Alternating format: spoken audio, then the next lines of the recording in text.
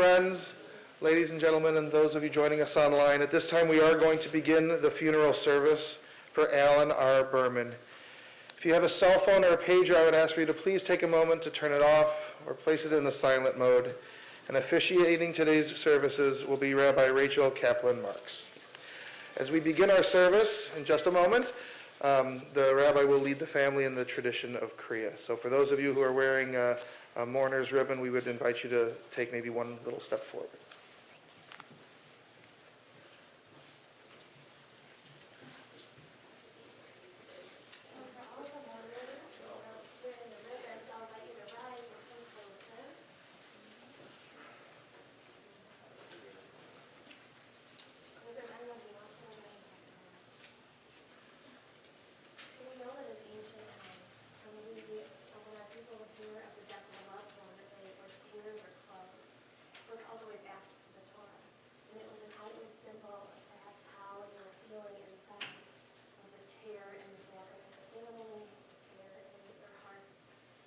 Today we don't tear our clothes, but we symbolically tear these ribbons to not only symbolize how you might be feeling, but also as a sign to your community that you are in a period of mourning. So I'm going to invite you to repeat a Hebrew prayer after me, and then we'll go ahead and tear your ribbons. Baruch, Atah, Adonai, Dayan, Ha'amet.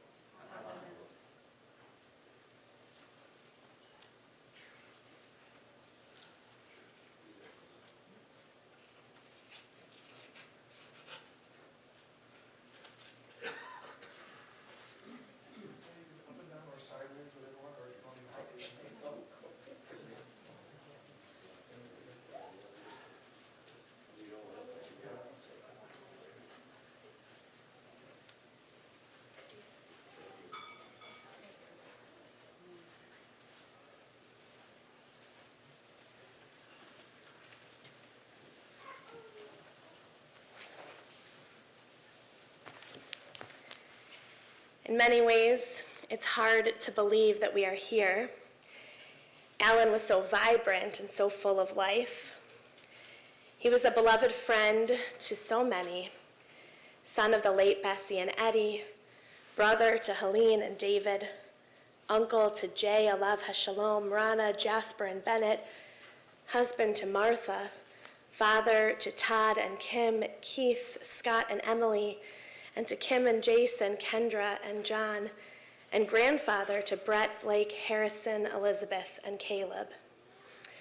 Though it is a shock that Alan is no longer here physically with us, and you are at once in pain, you're also grateful. We're also grateful to have had him in your lives. And so we take this time to honor his life, all that he accomplished and cherished, and all that he was. For Alan's life that united you, for his love which death cannot sever, for his companionship that you shared along life's path, and which continues through the tenderness of memory, for the gifts of his heart and mind that brought you joy and happiness, we give thanks to God. For all these and more, we are grateful. In his anguish, Job cried out, Adonai natan va'Adonai lekach, yehi shem Adonai mevorach. At this time, we turn to our tradition, and we look for words that might offer us some measure of comfort. Psalm 121. Esa enai el heharim, me'ayin yavo Ezri. Ezri me'im Adonai osei shamayim va'aretz. A song for ascents. I turn my eyes to the mountains. From where will my help come? My help comes from Adonai, maker of heaven and earth. God will not let your foot give way. Your guardian will not slumber. See, the guardian of Israel neither slumbers nor sleeps. Adonai is your guardian. Adonai is your protection at your right hand. By day the sun will not strike you, nor the moon by night. Adonai will guard you from all harm.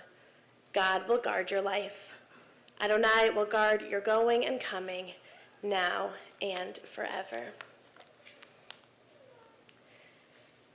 Psalm 23 tells us that even when we are in the darkest moments, even when we walk through that valley of the shadow of death, we are not alone. I'll recite the psalm first in Hebrew, and then we can read it together. You can find it on the inside cover of your booklet in English.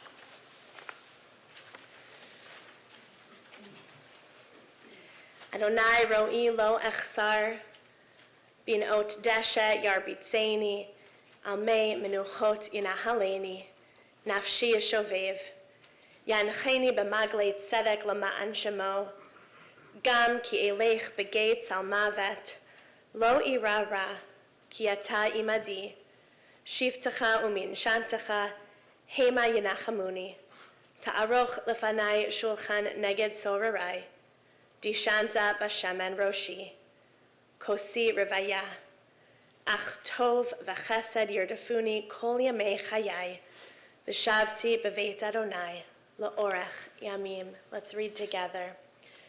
The Lord is my shepherd, I shall not want. He maketh me to lie down in green pastures. He leadeth me beside the still waters. He restoreth my soul.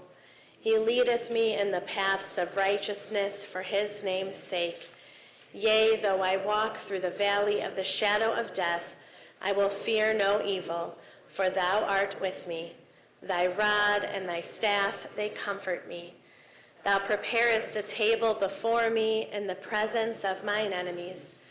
Thou anointest my head with oil. My cup runneth over. Surely goodness and mercy shall follow me all the days of my life, and I will dwell in the house of the Lord forever. The book of Ecclesiastes teaches us that there is a season for everything. The book says that there is a time to be silent and that there's also a time to speak. And so it's an honor to call on Alan's sons who will come forward to share some words of memory.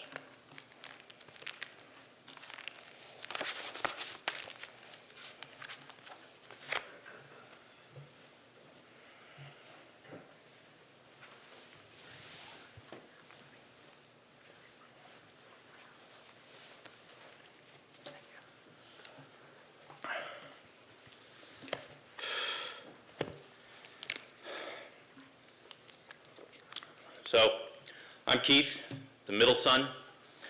For once, my brothers are letting me go first. My friends have always loved hearing me talk about Dad. He was unpredictable, mischievous, hilarious.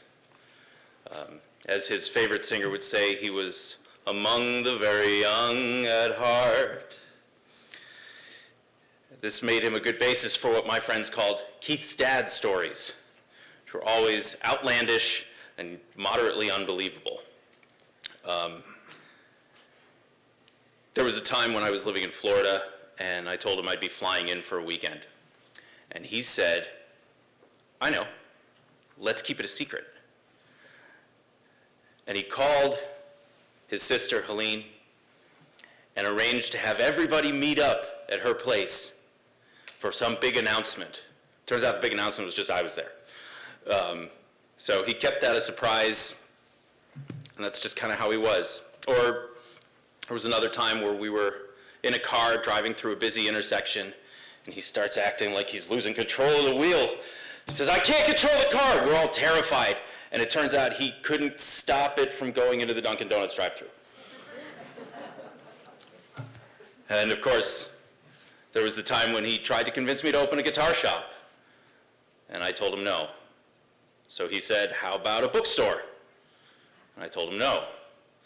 And then he said, how about a CD store? And I explained to him what an iPod was. And then he suggested a t-shirt store. And I told him no. And then he said, what about a brothel? I'm still not entirely sure he was kidding. Regardless, he was generally silly in an attempt to bring joy to everyone around him. But in thinking about him over the last couple of weeks, I realized it's not just that he was silly.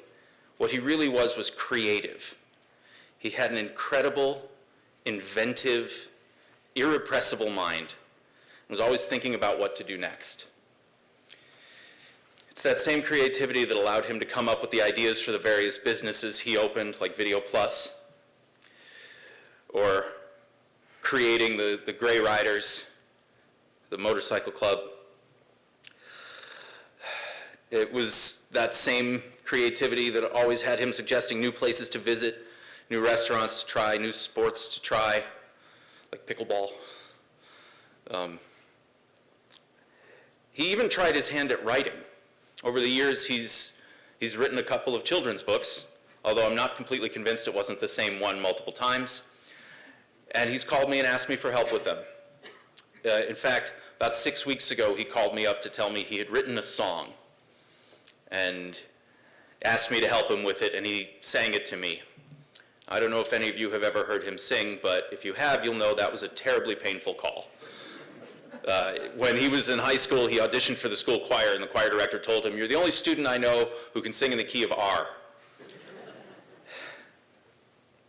As I've gone through the joyful, playful, humorous side of him, there's another side which we should mention, which shows his thoughtful, helpful, caring nature.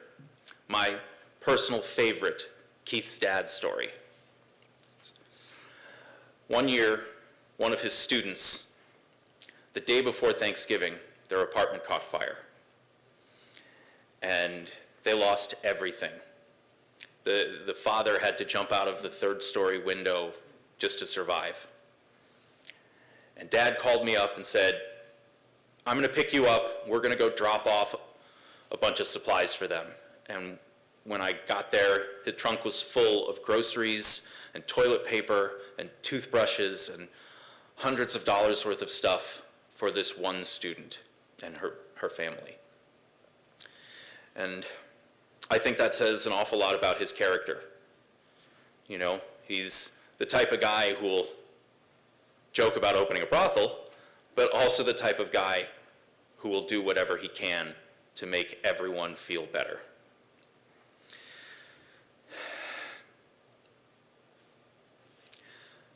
I'm going to pass this over to my brothers, who I'm sure will say more about that part of his character.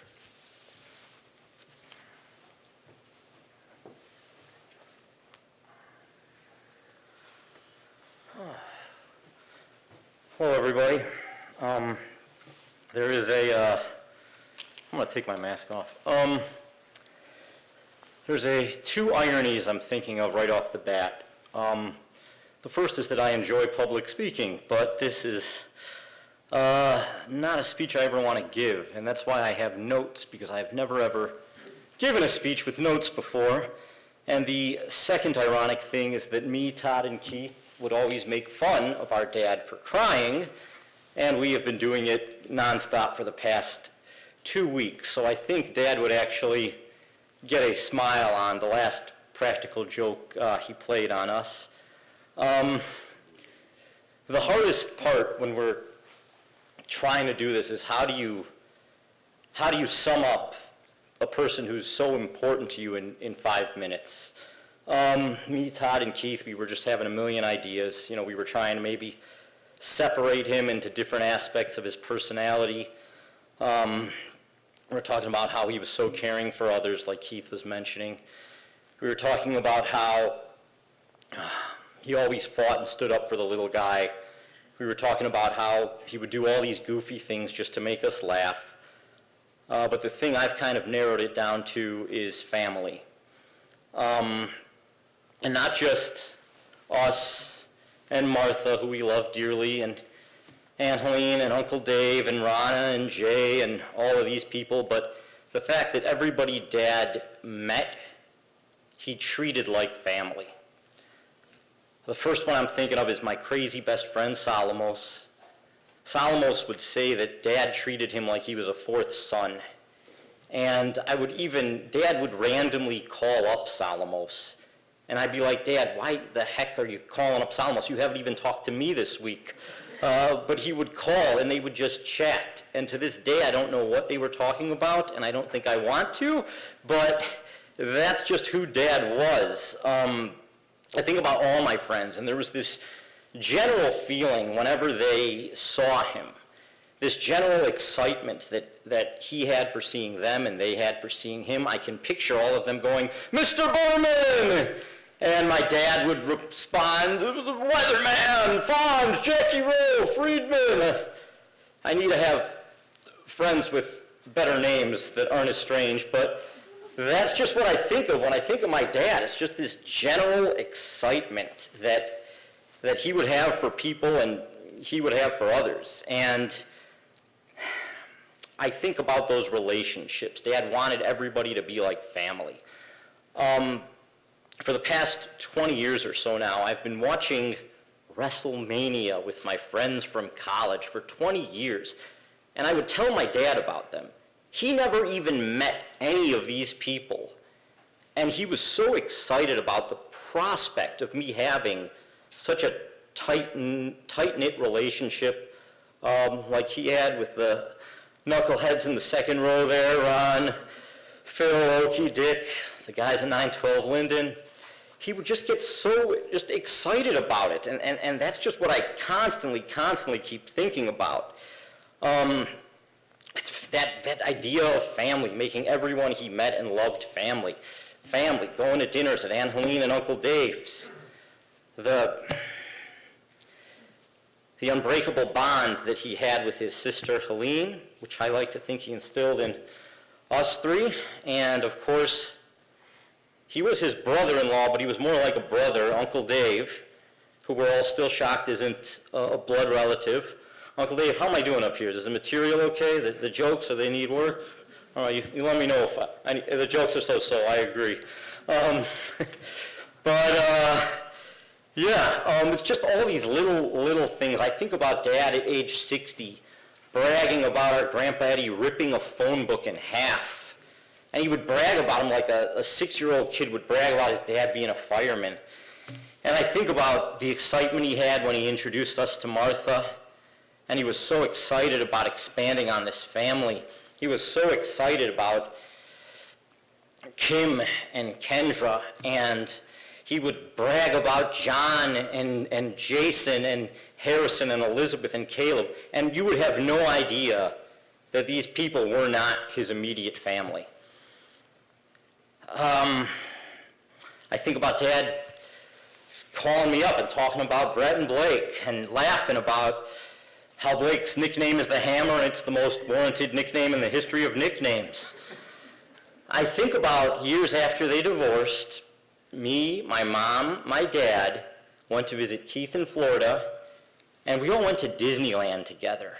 And just people going, wait a minute, you took your ex-wife with your kids to Disneyland? Who the heck does that? And that's what Dad was all about. That was the point. Even though they were separated, Dad knew how important family was. And nothing made him more excited at the prospect of expanding his family, which is why he would get so excited about Martha and her family and everyone else he met. There's so many other little stories I wish I had more time to mention. I'm thinking about the time my dad and I made a pine wood box derby car, and we sculpted it from the wood, and we sanded it, and we painted it, and we had a sign on it that said Great Scott, and we went to do it in the race, and we came in last place. I'm thinking about all these little stupid things Dad would do, like the way he would always mispronounce Huon Spring instead of Hunan Spring, the way he would sing a song about Texas, or the way he would just, all these little specific jokes that would only make sense to me and him, and he would reminisce about these things, and it was the same things every time, and he would smile, and it's just one of those things you can't really describe in a 5-minute speech. And now, oddly enough, when I think of my dad, I think of Emily. Not that they look alike, thank God. Emily has much more hair on her head than Dad did. But I think about Emily because the proudest my dad ever was of me was when he met Emily. And I think about all these accomplishments in my life, all this acting stuff, speech stuff, sales awards, blah, blah, blah, and all of them paled in comparison to the day I somehow convinced Emily to be my wife. He was so damn happy and so damn proud of that. And everyone he would talk to, Todd and Keith, would say, have you met Emily? Did you meet Emily? Can you believe Scott's with Emily? Why is Scott with Emily? It was the same kind of thing again and again. And he would, just like he called up Salomos, he would call up Emily's parents. Again, I have no idea what they were all talking about, but it was just, that was Dad. He was a guy who wanted to make everyone feel like family. And to him, the best thing I ever did was to convince Emily to marry me and expand my family just like he did. I'm going to skip a lot of other parts that will probably just make all of us cry more. He would always tell me to show more emotion, and I would always mess and joke with him, the reasons why I wasn't, but the reason why I'm not doing that now is because it's just a little too hard to keep them in place. So I just want to leave all of you and my dad with this. It's just, I love you, Dad, and I will do my best to take care of everyone, and treat them all like family, just like you did. Thank you all very much. Thank you.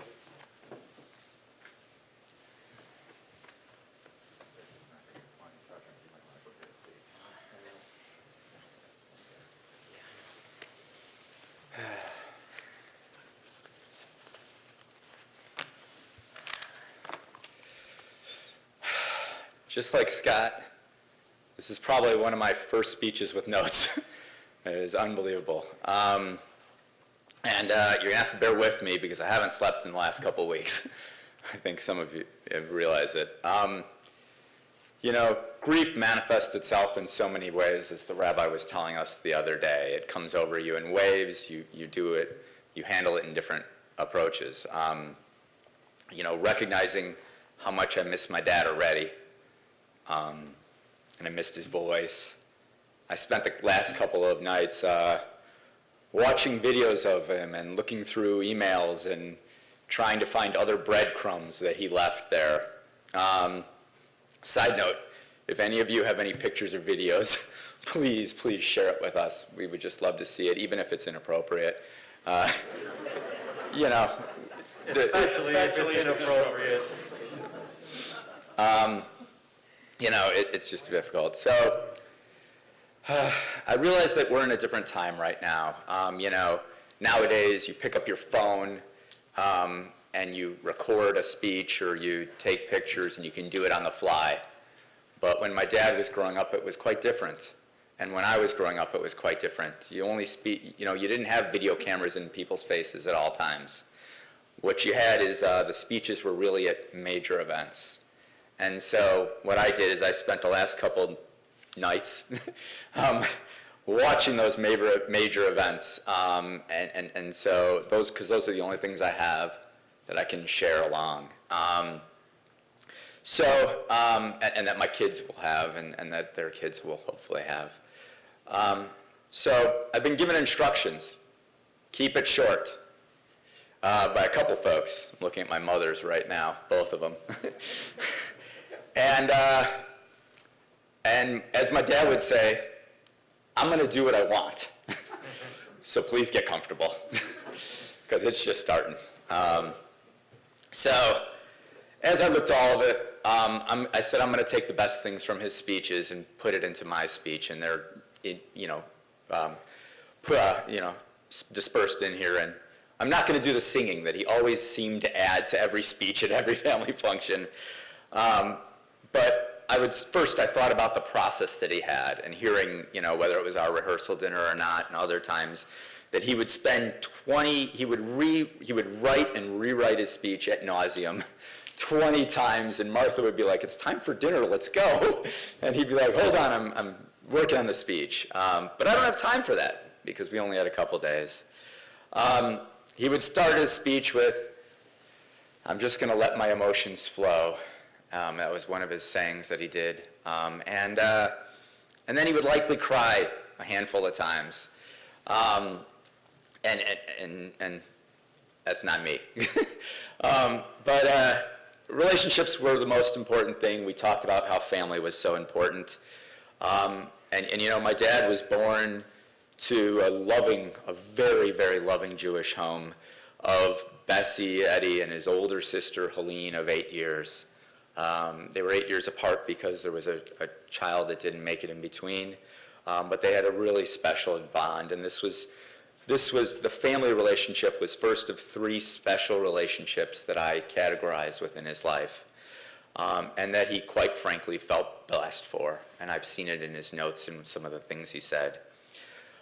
Growing up, they didn't have a lot of money. It was a different time. They didn't have AC and lived on, you know, a couple stories up. But he stated that his childhood was full of fond memories, safe neighborhoods, playing outside, countless stories of him playing and getting injured and walking home to his mother and her looking at his arm dangling down or his eyes not doing right. Stories of him going back and stealing pickles out of the family store that was across the street. And then there was also countless stories of the way that his parents were with their thoughtfulness and helpfulness in the family. They would feed people and drive people home when the buses didn't arrive that late. His mother would take him in and his father would drive him home, and it wasn't even a question. His relationship with his sister Helene was really, really special. It's hard to describe in words. She watched over him throughout his childhood. Throughout his childhood, we actually came across a file of his autobiography, of just notes from it. And we heard about all of the stories of him protecting other friends that were in need. Friends that couldn't protect themselves, and he felt stronger, and he was going to just jump over it. And it was a theme we would see throughout his life. He loved cowboys and Indians, which we never truly understood. It was really weird how much he loved them. He would ride the rocking horse that was in their apartment for hours until the neighbors complained, and then probably rode it a little longer.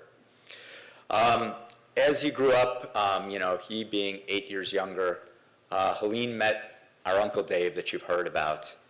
And, that was a big, important impact in the overall lives. Uncle Dave's parents died when he was a young child, and the family took him in as if he was one of their own. Uncle Dave said the first thing Alan said was, I'm a cowboy, you're the Indian, let's play. And Dave's like, I'm here to date your sister. But he played with him nonetheless, and that's who Uncle Dave was. The treatment of my grandparents to Uncle Dave and the treatment back wasn't that of a son-in-law. It was that of a son. He was a son to them. He treated them like his own parents, and he was a brother to my father, which is completely so difficult for people who weren't there to understand or who haven't been intimately involved with it to understand.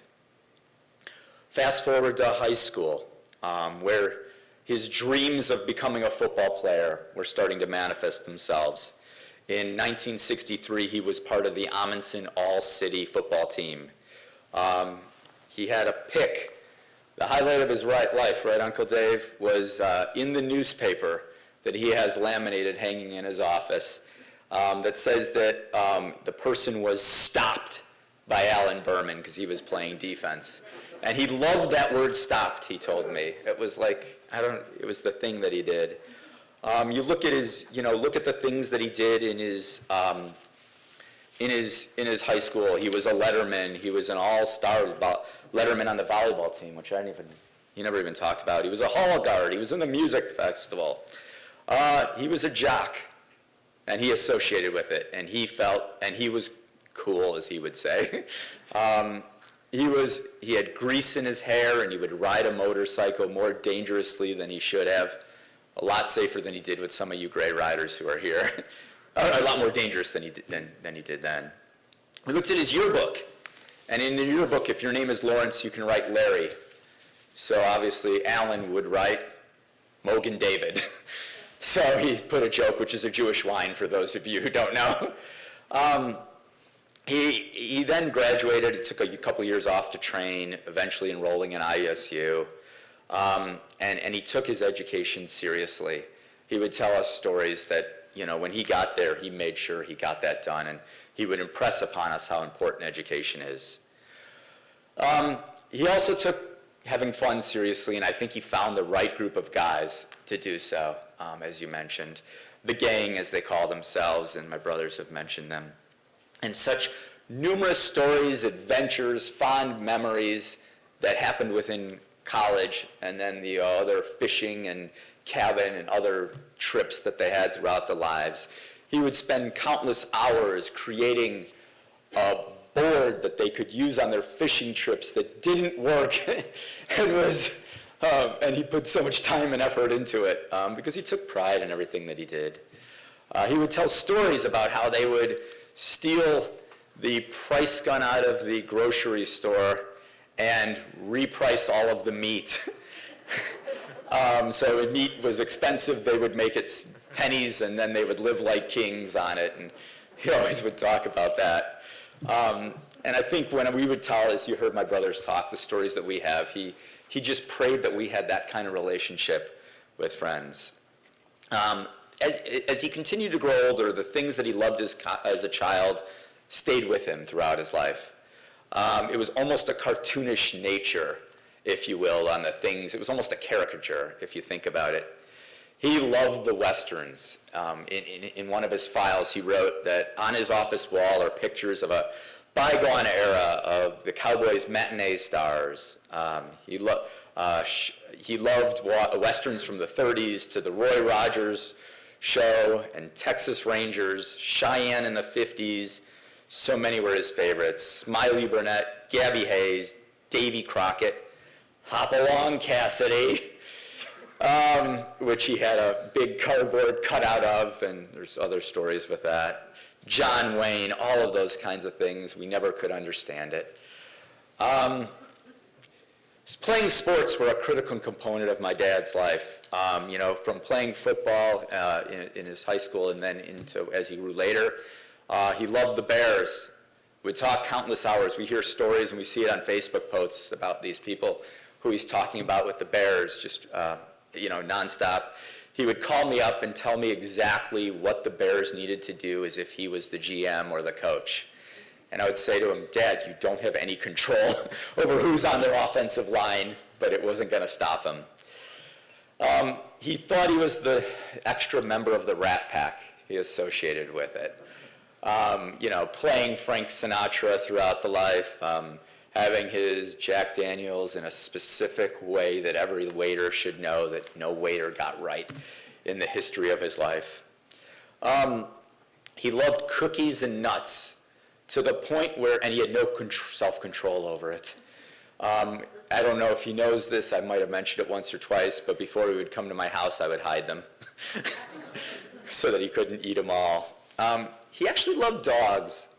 And I think about he loved Lassie when he would watch Lassie on TV, our dog Spats growing up as a child, walking Martha's dog as well. What's the name again? I can't remember. Gingy, that's right. Thank you. I was meaning to ask you. Fast forward to, at a wedding where my mother broke a rule and crashed a wedding. And he met my mom at and they got married on a 4th of July and started a family. He was forced to give up his motorcycle for us because it just wasn't safe. And it was just one of the many sacrifices that he made in his life. As I look back on the photos of all the photos that I've been poring over, he was almost always behind the camera with our family. He didn't have to be in front, and it was just the sacrifice that he made. Now, don't get me wrong, there was a goofy picture that he would take in front of a statue and every now and then, but that's where he was. And at this point, we get to the second family. The second family was the family that you've heard my brothers talk about as children.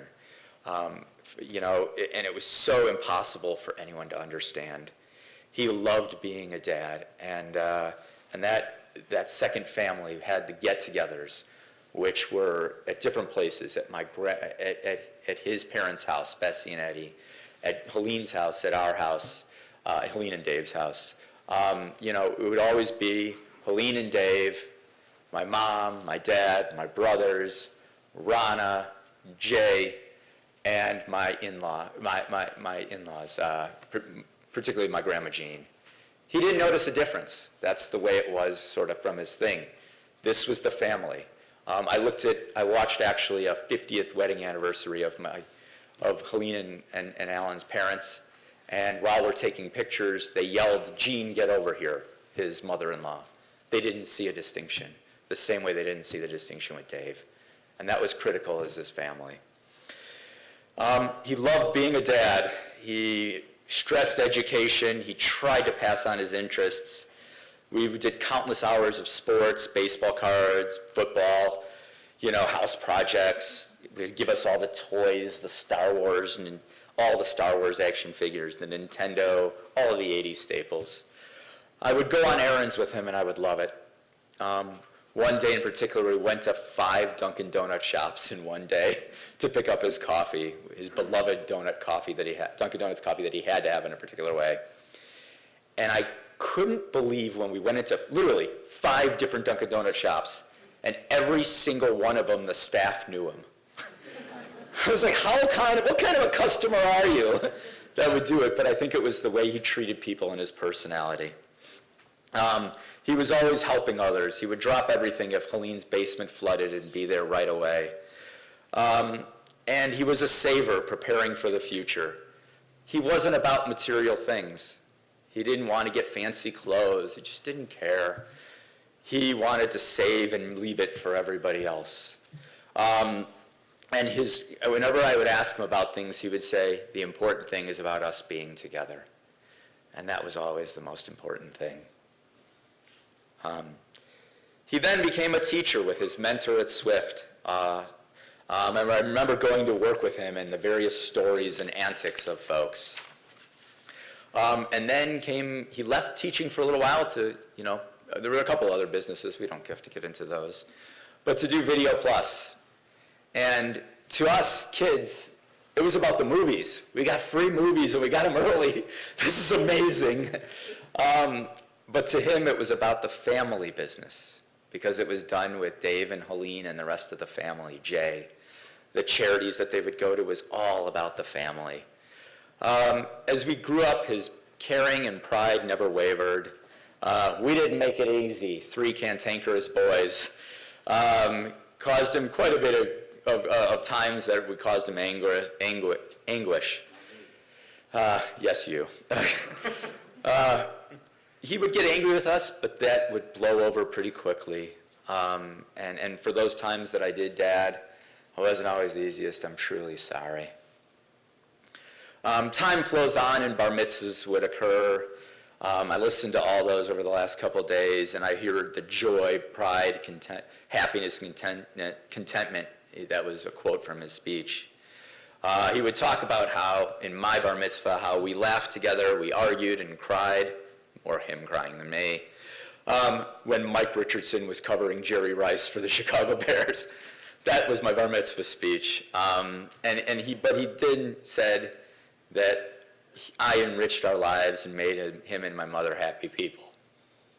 And that I was part of it, and he mentioned it in all of our bar mitzvahs, that we were part of a special family. We had a couple of impactful deaths. His parents, Bessie and Eddie, Jay, our grandma Jean. And that hurt for everybody. He would go to school, further continuing his education for a master's degree. And then the divorce occurred, and it was a hard period for him. He eventually came to grips with his feelings and found a new rhythm. One of the things he always was important was being independent. If he was going to do something, whether it was going on a trip or something else, he would do it. And he continued to worry about others, trying to support Keith, Rana, Dave, Jasper, Bennett, and Scott, and everyone as best he could. During that time, I matured. I became qualified as an actuary, and on many occasions, and even to this day, I still think he has no clue what I do for a living. He mentioned it quite often. And I found my role alongside him, whether it was with doctor's appointments, surgeries, getting him home from different events, or helping him with technology. That was so painful. In 2005, it was an important time, and he met Martha. It was really, Martha came into something that was probably hard for her to even understand, because on the second date, it was, she tells stories about the first date. And on the second date, they had to stop and go get his credit card that was left at a restaurant for his ex-wife. Who does that? That's the kind of man he was, to make sure that he was taking care of it was my mom's birthday the night before. Unheard of relationship that you have with an ex. But they fell in love. And then we had, we had some milestones. This was right around the time of his 60th birthday party. And I spent the time with Martha planning the 60th birthday party, and he knew it was a large part of me around it. We got him a camera for the 60th birthday was the present. We're in my apartment. Scott and Keith, he doesn't know if they're in town. I wasn't sure if you were in there. So they were coming from out of town, and we give him Kendra, you probably remember this, we gave him this camera for him, digital cameras. They weren't on the phones back then. And he's crying hysterically, a couple $100 camera that he's deserving it as we're sitting in my apartment. Little does he know we're about to walk upstairs, and he's going to see all his friends. He's going to see his sister and brother-in-law and my brothers all surprising him that he had no clue on. And I'm sitting there thinking, oh, geez, if the tears are happening now, man up, Dad. And I watched the speech that he did in that 60th party, and he talked about the relationships. And that was a critical component that we continue to hammer home. Martha and him continued to fall in love and get married. And this is when the third family and the final family that he had, ignoring the work family and his friend family, but this was the third family that Martha mentions to me as a blended family, but it wasn't going to be to him, and it wasn't going to be to them. It was important to them, and he was worked so hard to make sure that they knew that it wasn't a separate family. They weren't stepsons and stepchildren, stepdaughters and step-son-in-laws or step-grandchildren. It was his family, and he was going to make sure. And he wasn't worried about us, he was more worried about you guys, because he wanted to make sure you knew how he felt and what he wanted to do. He had a warm heart with that. I hear countless stories about him going down and playing with Harrison for hours on end, and how important it was for being there for Elizabeth and, more recently Caleb, his grandchildren. He took in his new step-in-laws, whether like they were, brother and sister, whether it was Mark and Gloria or Joe and Jane, or John's parents, and the relationship that they had, and joking. It was just remarkable. I hear stories and the respects that he had for the Smiths, and the Syeds, him and Alan, were something else. And he focused on you guys because he felt that's where it needed. There were ups and downs, but he always came, and we all saw, a time when his passion would come through. And we would always make sure that he would come back to what he loved.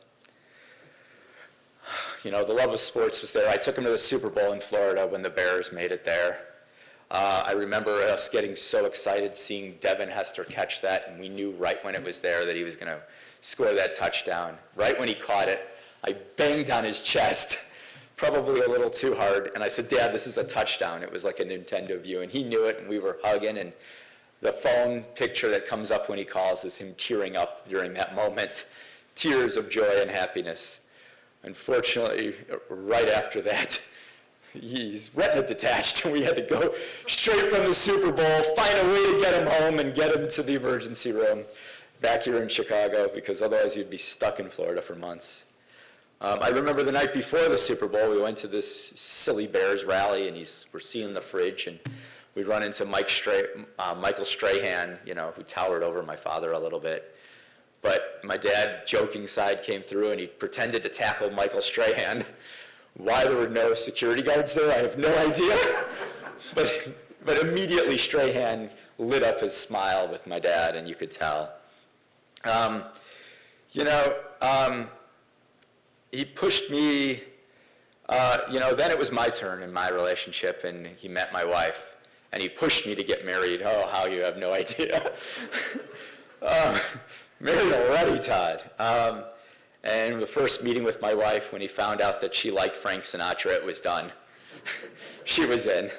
He didn't need to know anything more, and I think as he's grown her, he's commented how she speaks to the kids, how she treats everyone, and how much he loves her. He tells me all the time. I look at our wedding, and to him, that was his time to be the hype man and make sure everybody was having fun. He was the first one on the dance floor and wasn't going to leave it. And as I watched that wedding video over the last couple of days, told you I've been spending a lot of time on this. And he didn't care for rules or traditions. If he thought it was time to break them, he was going to break them. And my wedding was another place to do that, as I see pictures of him trying to catch the garter belt, even though he was already married. Share it, Dad. He retired in his teaching lives, but not before coaching football. And the pride at football at Chicago Academy, and the pride he had with everything that he did, shown there. He spent countless hours and days analyzing the games of his team that only had about 10 kids that had to play both ways and weren't ready to prepare against these stronger teams. He wanted to put in a West Coast offense and complex systems for kids who were learning where to run. And as we did his retirement party, there were so many stories about helping people, helping them learn to read. And as we ran into people, and Martha would run into people at reunions, and they would talk about how Alan helped them read, and that he mentored them. I heard stories about him funding people's college of colleagues and their daughters and treating them like family. And that was just who he was. It was really weird for us to find out about this stuff because he was so private. He didn't need those accolades. He just did it to do it. When he did the Thanksgiving story Keith told, he told Keith not to tell anyone. That's who he was. As we sit and we think about the retirement party, we sat and we bought him an iPad because it was new and it's 2000, whatever, it was 2012, and an iPad, and he'll be so great to use it. And we sat there for 2 hours as the speeches talked about how he's just horrible with technology. I wasn't going to be able to use it, and we're like, oh God, what did we just do? As he got older, his body started to break down. The surgeries, the lungs, the kidney, the heart ablations.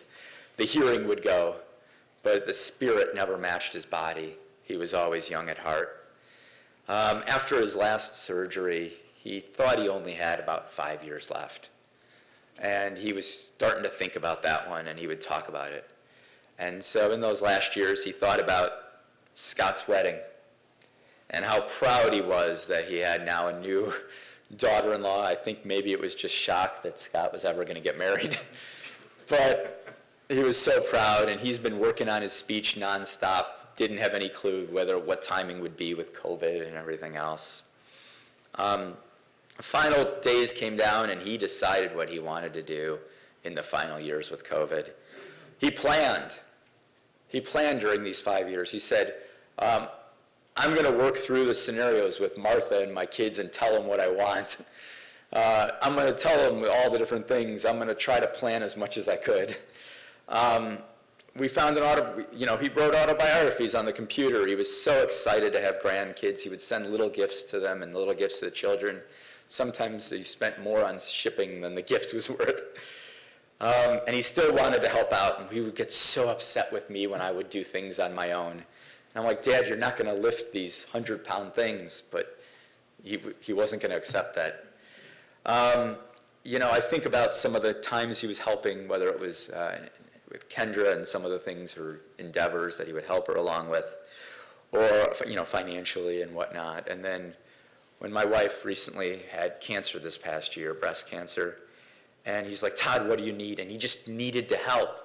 And I'm like, Dad, we got this. Everything's okay. He's like, well, what about, the cost? I'm like, Dad, insurance is going to take care of it. Don't worry. And he's like, I don't care. And he sent a check, and that was a very large check that he wanted. He said he didn't want to stay in the cold. He wanted to be a snowbird like his big older sister. And he got a Florida home. He would enjoy his time going to dinners with Martha, the countless dinners in both locations. He would go on fishing trips and cabins with the gang and all of the fond memories and drag Martha to some of these odd locations that people who goes to these things, but that's the travel that he wanted to see. He would continue to be, you could sort of tell that he felt he was on borrowed time a bit. He would continue to do his love for pickleball, softball, exercising, and starting the Gray Riders, which we talked about, his love for motorcycle. I think as the last 3 years in particular were going, it was an inner peace that he found. The anger was a little, anything he was angry about was less. And he was truly, truly happy, I think. And we talked about those last 3 in particular, despite it going through a pandemic. 3 weeks ago, he went from working out and playing softball in one moment to being on life support the next. And we just couldn't, it's surreal. We just can't believe it to this day. Crazy for such a man who was young at heart and who had such a strong heart for others, that it grew too big for himself, and he didn't save enough of it to work right for himself. We honored his wishes in those final days. We flew down there along, to be with him, and that's what he would have wanted. The hospital didn't make it easy. It's COVID. One person is in the hospital per day. And we said, what would our Father want? And it was hard to navigate. He would want all of us to be there. He never envisioned, being alone, that limitation. So we pushed the COVID rules as far as we could. Said, gosh darn it, we're going to do what we want to do and within reason and get in there and see him. And we were successful in doing so. And I think that's what he would have wanted, and we were together. Whether it was in the hospital or back at Martha and Alan's house, we spent that time together. Martha and I staying in that hospital room for 48 hours straight in those final nights, praying that my dad's fighting spirit would come through and he would do it for us and not go on Blake's birthday. And watching that time click down was something. But that's the way it worked out. As Frank would say, it's time for us to just pick ourselves up and get back in the race. That's life. As I think back about my dad, I think of a couple things. What I wouldn't give to hear him talk about things that were important to him one more time, and I wouldn't ignore those little things. I would appreciate the intent. For those of us sitting here, please make your wishes clearly known and leave it to others to honor them. I think that made it easier for us. We knew what to do in a lot of instances. Do your best to take pride and joy in whatever you do. It's critical in what he did, and that's how we can honor him as best we can. Save for the future and spend wisely. It's about togetherness and being there. Don't always need credit for everything you do and show your emotions. His legacy will be honored by us and how we treat relationships and by the lives of the many people he touched and helped as they pass it forward to their children and those of us in this room and beyond. I found something on his computer. He would say, invest your time and they will pay you back in your relationships, and those will pay you back. I found something on his computer in a file that was his personal motto that said, some people come and go in our lives and quickly go or stay longer. Some may stay for a while or longer and leave footprints in our hearts. And we are never, ever the same. And I think that goes for everyone in this room and everyone watching via live stream and everyone who goes before us. You know, he would want us to take care of each other, whether it's the Smiths, the Sagers, the Trumfios, the Bronsteins, Martha and the rest of us Burmans. He would want us to all continue to band together. And I go back to his 60th birthday party, and you know, he knew what a critical role I had behind it. And he sat there crying and saying, "What did I do to deserve a son like Todd?" Sorry, guys. We knew. And what I would say to him is, actually, you're wrong, Dad. It's the opposite. What did we do to deserve him? You, Dad, enriched our lives, and we will always love you. On behalf of everyone you have helped or impacted, thank you very much. We love you. And thanks for letting me have all this time today, gang.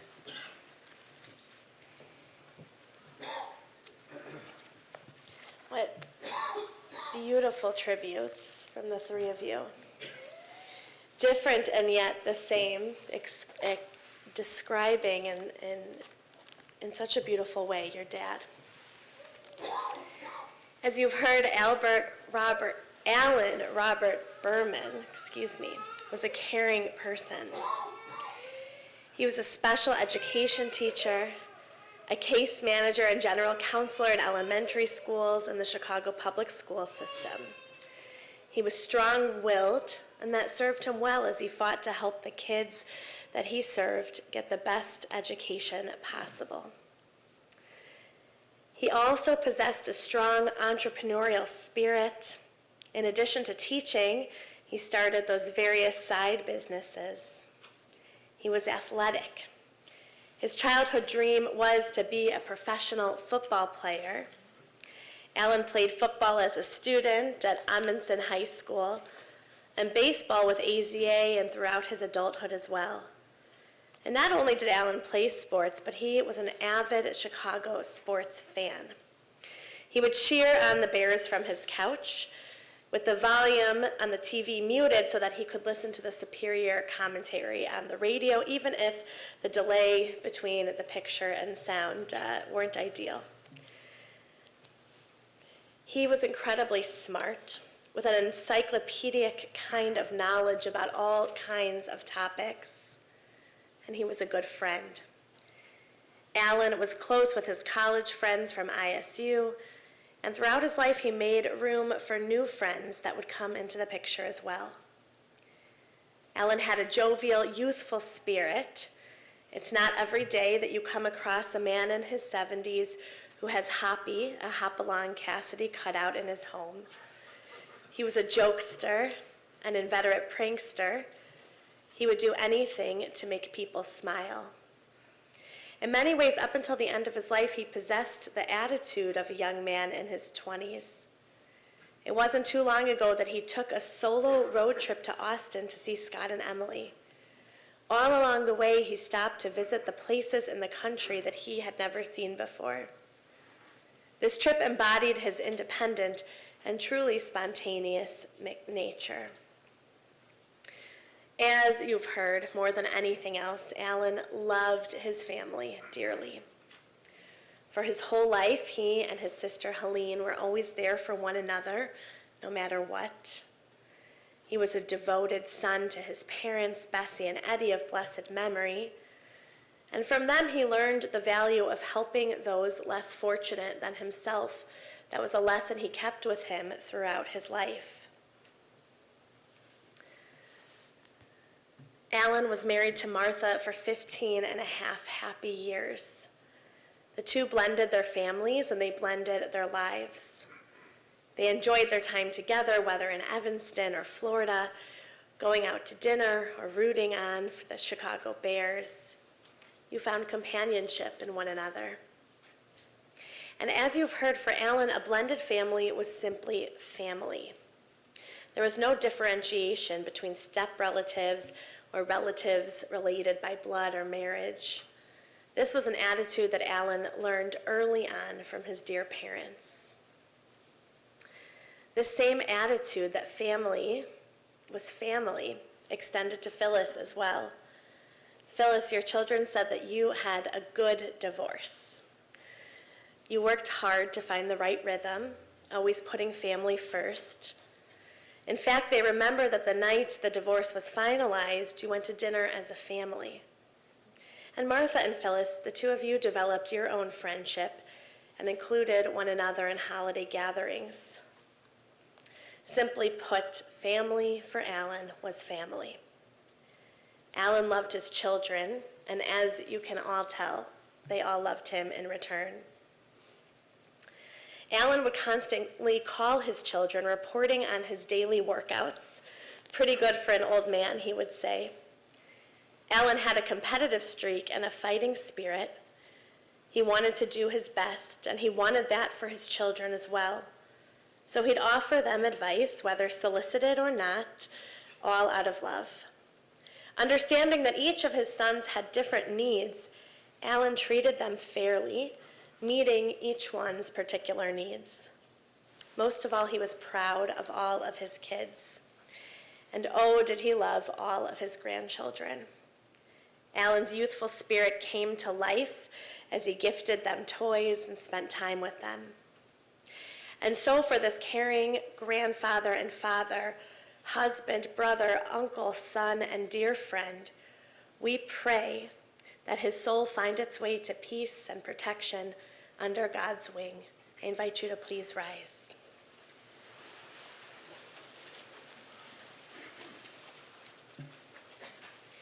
El Male Rachamim, Shochen Bamromim, Hamatzei Menucha Nechona Tachat Kanfei Hashchina, Im Kedoshim Utehorim, Kezohar Harakia Mazhirim, Et Nishmat Avraham Ben Yedidia Befesha Shahalach LaOlamo, Baal Harachamim Yastirehu Beseter Knafav LaOlamim, Vitzror Bitzor HaChaim Et Nishmato, Adonai Hu Nachalato, V'yanuach B'shalom Al Mishkavo, V'nomar Amen. God of abundant mercy, God Most High, may the soul of our loved one, Alan Robert Burman, who has gone into eternity, find the gift of perfect peace in your embrace, together with the holy and pure, whose light shines like the radiance of heaven. Compassionate God, hold him close to you forever, so that his soul may be bound up in the bond of life eternal. May he find a home with you, and may he rest in peace, as together we say, Amen. Please be seated.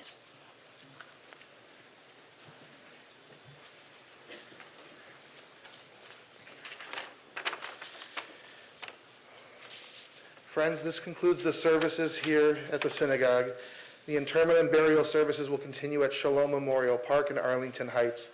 For those of you joining us in the procession to the cemetery, please be sure to follow the following safety precautions. Please make sure that you get an orange funeral flag for the top of your car and an orange safety sticker for your windshield. Please travel as close as safety permits to the car in front of you to avoid any gaps in the procession. For your own safety and security, I would suggest not speaking or texting while driving in the procession to the cemetery. As we make our way through the various intersections, if the car in front of you goes through the intersection, even if the traffic signal changes, please proceed with caution. Feel free to use your horn liberally as we make our way through, but please do try to make every effort to keep the procession all together. We'll also have a car at the rear of the procession to try to help facilitate that as well. Following the interment, the family will be together at Todd and Kim Burman's residence at 28 Edgewood Court in Deerfield. Again, following the interment until 9 o'clock this evening, and then tomorrow, Tuesday, from 5 until 9 p.m., and there will be a minyan service each evening at 7 p.m. And again, just as a reminder, face masks and vaccinations are required to participate and to be present there for this Shiva. The family has also requested any memorial contributions in Alan's memory to the American Heart Association, and that information is available on the service folder that you should have received when you came into the sanctuary. If you did not receive one, we do have those for you as you leave. And for those of you joining us online, that information is available on our website as well. The following individuals have been asked to serve as pallbearers: Dick Berry, David Bronstein, Phil Rogg, Rana Trumfio, Ron Zaski, and the honorary pallbearer of Bill Oculus. At this time, I would ask everyone to please rise and stand in place. I'd ask the pallbearers to come forward to the middle as we escort the family, the casket, and the rabbi from the sanctuary.